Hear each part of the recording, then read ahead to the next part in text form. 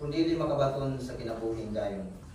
Aniya kita karon uban sa atong Ginoong Jesucristo nga mao ang dalan, ang kamatuoran, ang kinabuhi ug ang pagkabanhaw nga nagdapit kanato karon sa pagpamati sa iyang pulong, pagambit sa sakramento ug pagdangog kaniya sa atong mga kasubanan diha sa pagdasig sa Espiritu Santo. Mga kaigsuon na narumandam kita ug mga himo nga ngayan sa pagsalmot niining atong kasaulogan. Pahinungod sa itong igsuon nga si Godofreda, kami halin na sa laing kinabuhi, maghinusulo na kita sa atong mga kasalanan.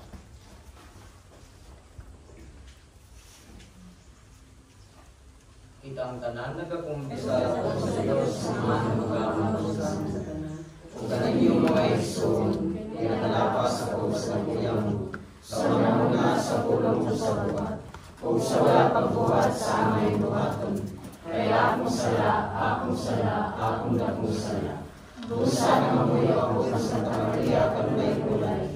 Sa tanang mga agnerong mga santos, o galing yung mga igsoon, aron ninyo kung lampo sa Ginoong atong Diyos. Ang Diyos nga naigugma pagayo sa kalibutan, maluoy yung taka nato nga iyang katawhan. Upasay doon ang atong mga kasalanan, upambito ng takitan niya sa kinabuhing dayon. Amen.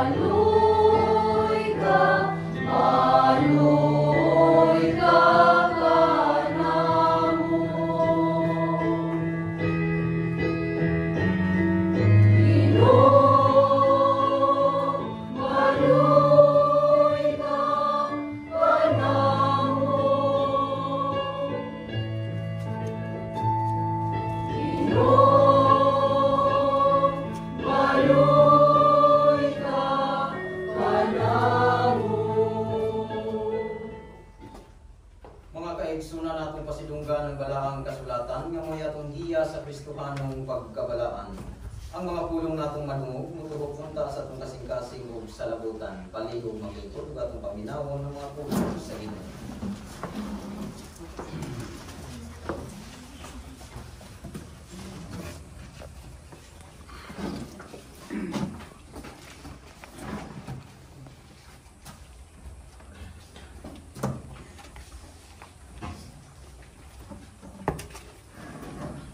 Ang pagbasa, pinagpo sa sulat ng Panginoon ng Tusagarama.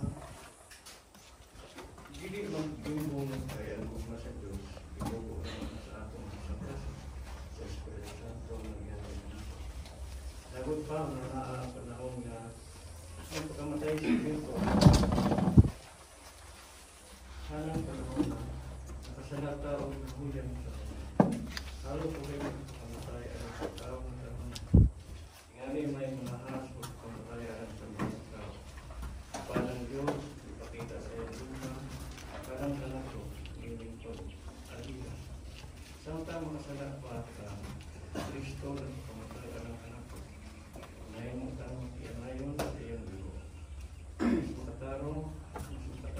ano, karon makapuyo ta pinagi niya sa ulay sa silot ikan sa pagkaway ngayon ta sa Diyos pinagi sa kamatayan sa iyong mga sabi pa karon nga nagawas ta pinagi sa iyong kinahanglan bilang kalamay kasigurahan sa Diyos kung Kristo Jesus akong Ginoo pinagi sa pinsan sa balik ka sa Diyos.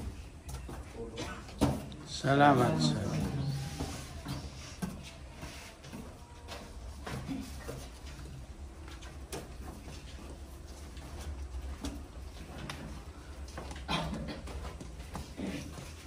Samo responsoryo ang atong tubag. Gikan sa kahiladman, nagtuaw ako kanimo o Ginoo. Gikan sa kahiladman, nagtuaw ako kanimo o Ginoo.